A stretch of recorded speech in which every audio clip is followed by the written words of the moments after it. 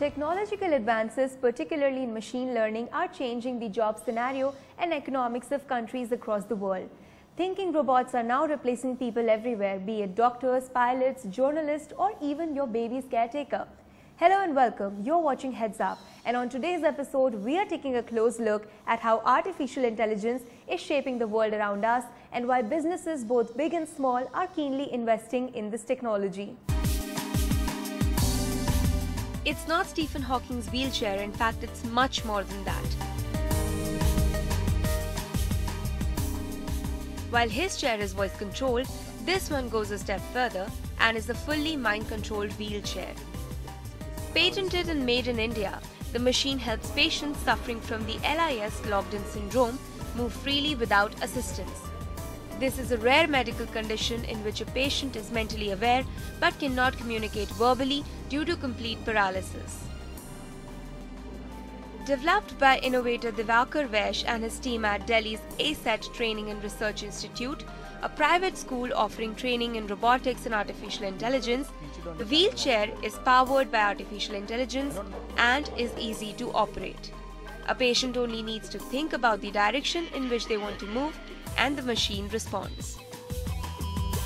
So that when we are working on brain control and we are sensing what is going on inside the mind, and that is happening by our patented technology, so why don't we put it into a wheelchair and give the people who are not able to do anything in the real world some sort of control, whether it's just going forward, turning left and right.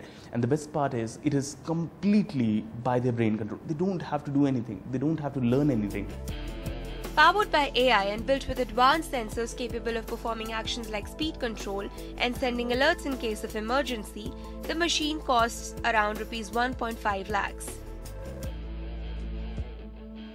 We have large number of people who are challenged because of road traffic accident or a neurological condition, congenital condition, or because of an infection.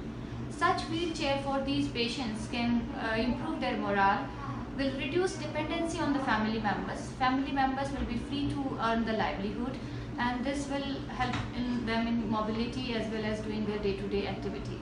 Artificial intelligence is the talk of the town, but a lot of what people today are calling AI is really data analytics and data mining. Then how is artificial intelligence any different from IoT, cloud systems, or big data? To answer these questions, we have with us Professor DIWAKAR VAISH of ACET Training and Research Institutes. DIWAKAR, welcome to the show. Let's start with understanding what does artificial intelligence mean. So artificial intelligence is now a little bit of an old word. What it basically aims at, that you have a problem and you need to find a solution to that. And for that, whatever the computer needs to do is called artificial intelligence. So there are different areas in which we are already using artificial intelligence. Like, you type something on Google, and as soon as you type a few words of it, it automatically guesses. Along with that, there are different types of AI that we are actually more concerned about, is AI in robotics. Right. So recently we have developed something which is called real intelligence. So we are now moving forward from the artificial to real intelligence. Why is it called real, and how is it different? Because what we're doing is we are transferring human brain data. So we have a sensor that can sense what is going on inside your mind. So whether you're happy, you're concentrating on my talk, or whatever you're doing, I can get to know on my laptop. And by getting that, we are transferring it down to the robot. You know, it's very interesting, being India's, an Indian innovator who has made this first mind-controlled robot and mind-controlled wheelchair. Right. How did you get into all of this? And what was the inspiration behind starting anything like this? So when we talk about mind-controlled wheelchair, we already had the technology of mind sensing, and that technology was something which was really brilliant, because now we can get to know what is going on inside the brain. And then we thought of what would be the use cases, and then we came across the problem of locked-in syndrome. So when we have a link that, okay, by reading our brain, we can control every single thing, why not a wheelchair? Right. I also see a robot stacked over there on the table. What is this all about? And I also want to understand that why would somebody want to buy anything like this? How is it an addition to or adding value to my life? This is Manav, India's first completely made in India robot. Super cute and super awesome. Kind of a robot like this, a research purpose robot, will cost you very much close to 15 to 20 lakh rupees, which is super expensive, and people are not able to afford it. So we made this robot for those people who are interested in robotics yet are not able to afford those kind of robots. So at this point of time, this is only costing 1.5 lakh rupees, which is around 10 times cheaper than any other robot in this category. Yet it is the world's first robot which has brain cloning technology. It's interesting you mentioned about research. So I also want to get a perspective on, what does education in artificial intelligence look like at this point of time in India? We know that there are not many robotics institutes or colleges offering specialized courses. One of the biggest things that we are very good at is IT at this point of time. And it all started from a boom.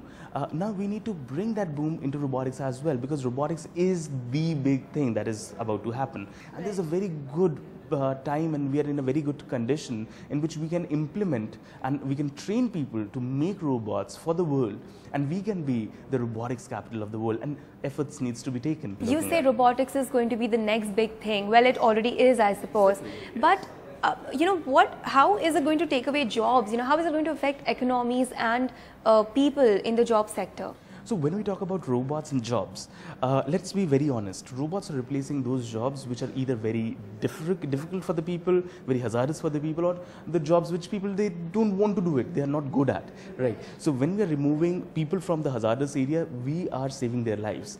Now the second part of the story is a little bit complicated, because when we are talking about intelligent robot, like robots that are more intelligent than us, then what happens is these robots, they are not going to replace humans. They are going to be an added advantage to the humans, because now they can take decisions for you. Do you think that this is going to mean that companies will now value human emotions and human capabilities in terms of feeling more?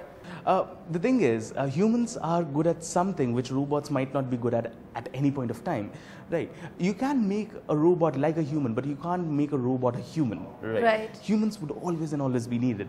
There are different cases in which humans are better, there are different cases in which robots are better, and it's going to be the best scenario if humans and robots work together to build a better society. Being a research and training institute specifically in AI, what is the kind of government support that you think firms like you or organizations like you need at this point of time? Starting up itself is a big challenge. Now the challenge has been reduced by the recent campaigns and all other things.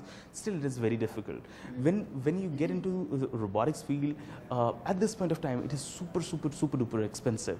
And for that, you need some sort of support from the government. If not support, at least we can have the taxes waived off at research items. Yes, that has been done. On paper, yes, it is happening. But researchers like us are not getting, the private institutions are not getting that kind of the benefit is not coming to the right people. Correct. Right. Thank you so much, DIWAKAR, for being with us on the show. Welcome. It was wonderful talking to you. Same here. Thank you.